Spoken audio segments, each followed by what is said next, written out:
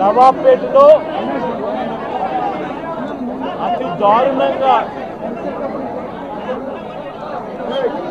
కేవలం ఆధిపత్యం అన్నది చాటడం కోసం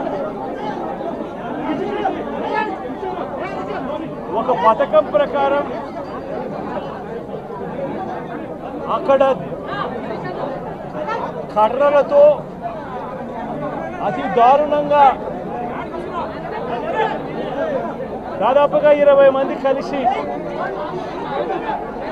కర్రలతో అతి పాశవికంగా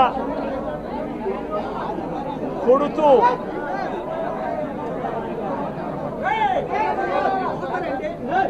చివరికి హాస్పిటలైజ్ అయి తీవ్రమైన దెబ్బలతో వాళ్ళు హాస్పిటల్లో ఉంటే ఏం సాధిస్తా ఉన్నారు చంద్రబాబు నాయుడు గారిని అడుగుతా ఉన్నాను. మీరు చేసే ఈ కిరాతకాలు, ఈ దారుణాలు వాళ్ళ ప్రజలేమన్నా భయపడతారు అనుకుంటున్నారా? ఎవరు భయపడరు. ఇది ఇంకా కోపంగా మారుతుంది. ఇది ఇంకా కోపంగా మారి చంద్రబాబు నాయుడు గారిని, తెలుగుదేశం పార్టీని రెండింటినీ కూడా బంగాళాఖాతంలో కలిపే పరిస్థితులు కూడా దారితీస్తాయి. మామూలుగా కొత్త ప్రభుత్వం వస్తే ఆ ప్రభుత్వం మీద వ్యతిరేకత రావడానికి కాస్త కూస్త టైం పడుతుంది. కానీ మొట్టమొదటిసారిగా చూస్తూ ఉన్నాం చంద్రబాబు నాయుడు గారి మీద వ్యతిరేకత అన్నది చాలా ఫాస్ట్గా పెరిగిపోతూ ఉంది. నిజంగా ముఖ్యమంత్రిగా ఉన్న వ్యక్తి గవర్నెన్స్ మీద ఫోకస్ పెట్టాల్సింది పోయి ఏం చేస్తూ ఉన్నాడు అన్నది ఒక్కసారి తనను తాను ప్రశ్నించుకోవాలి అని అడుగుతా ఉన్నా. ఈరోజు రైతులకు సంబంధించి వ్యవసాయం పూర్తిగా ముమ్మరంగా సాగుతూ ఉన్న పరిస్థితుల్లో రైతులకు తాను హామీ ఇచ్చిన మేనిఫెస్టోలో తాను చెప్పిన హామీ రైతులకు 20,000 రూపాయలు పెట్టుబడి సహాయంగా ఇస్తానని చెప్పి రైతులకు ఎగరగొట్టేశాడు. ఇవ్వాల్సిన రైతు భరోసా సొమ్మును కూడా ఇవ్వకుండా, ఎక్కువ చేసి ఇస్తానన్న రైతు భరోసా సొమ్మును కూడా ఇవ్వకుండా రైతులకు మోసం చేశాడు. పిల్లలు బడులకు పోతా ఉన్నారు. ఎంతమంది పిల్లలు బడులకు పోతా ఉన్నారు అన్నది అందరికీ తెలిసిన లెక్కలే. ప్రతి సచివాలయంలోనూ ఎంప్లాయీస్ ఉన్నారు,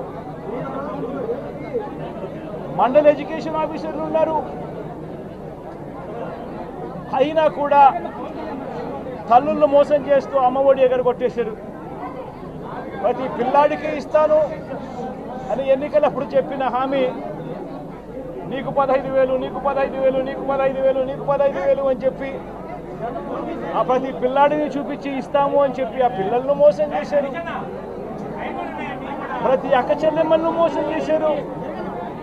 తల్లులకు అమ్మఒడి ఇస్తామని తల్లుల దగ్గర నుంచి మొదలెడితే ప్రతి తల్లికి 18 సంవత్సరాలు నిండిన ప్రతి అమ్మాయికి, ప్రతి అక్కకు, ప్రతి చెల్లెమ్మకు నెలకు 1,500 రూపాయలు ఇస్తామని చెప్పి వాళ్ళను మోసం చేశారు.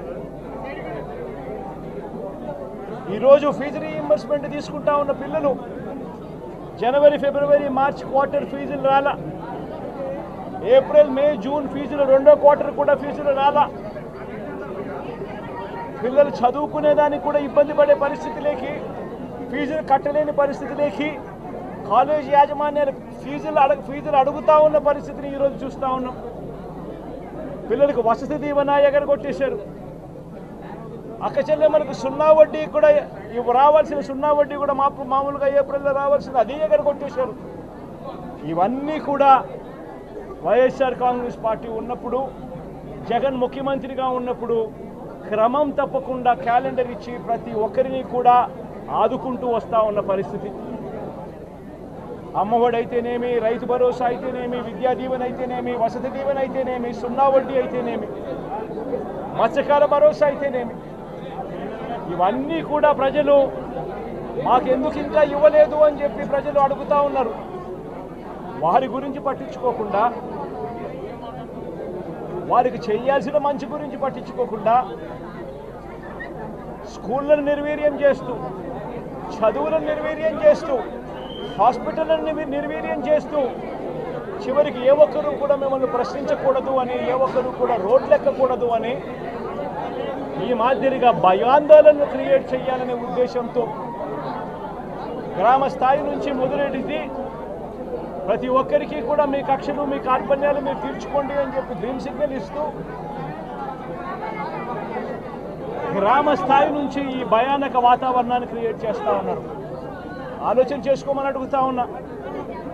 మళ్ళీ చెప్తా ఉన్నా చంద్రబాబు నాయుడు గారికి, మీరు చేస్తూ ఉన్నది తప్పుడు సాంప్రదాయం.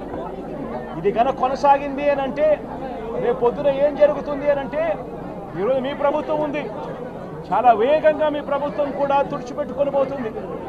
ఆ తర్వాత మళ్ళీ మా ప్రభుత్వం వస్తుంది. ఆ తప్పుడు మా ప్రభుత్వం వచ్చినప్పుడు కార్యకర్తలు నేను వద్దు అని చెప్పినా కూడా వినకుండా ఆ కార్యకర్తలు చంద్రబాబు నాయుడు గారి తెలుగుదేశం పార్టీ వాళ్ళందరికీ కూడా బుద్ధి చెప్పే పరిస్థితి కూడా చంద్రబాబు నాయుడు గారు బీజం వేస్తూ ఉన్నారు. ఈరోజు దయచేసి నేను చంద్రబాబు నాయుడు గారికి చెప్తా ఉన్నా, ఈ తప్పుడు సాంప్రదాయాలను ఇంతటితో ఆపండి. ఈ తప్పుడు సాంప్రదాయాలు పెద్దయ్యాయి, వృక్షాలైనాయి అని అంటే ఆ తర్వాత ఆపడం ఎవరి చేత కాకుండా పోతుంది. ఇప్పటికే లా అండ్ ఆర్డర్ అనేది గాడి తప్పింది.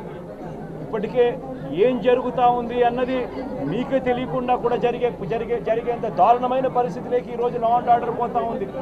ఒక వైఎస్ఆర్సీపీ కార్యకర్తలే కాదు, వైఎస్ఆర్సీపీని అభిమానించే వాళ్ళే కాదు, చివరికి మహిళల మీద కూడా అగత్యాలు పెరిగిపోయినాయి, చిన్నపిల్లల మీద కూడా అగత్యాలు పెరిగిపోయినాయి. ఇష్టం వచ్చినట్టుగా రౌడీజం పెరిగిపోయింది. ఇష్టం వచ్చినట్టుగా ఎవరికి బుద్ధి పుడితే వాళ్ళు చేస్తూ ఉండే కార్యక్రమాలు జరుగుతూ ఉన్నాయి.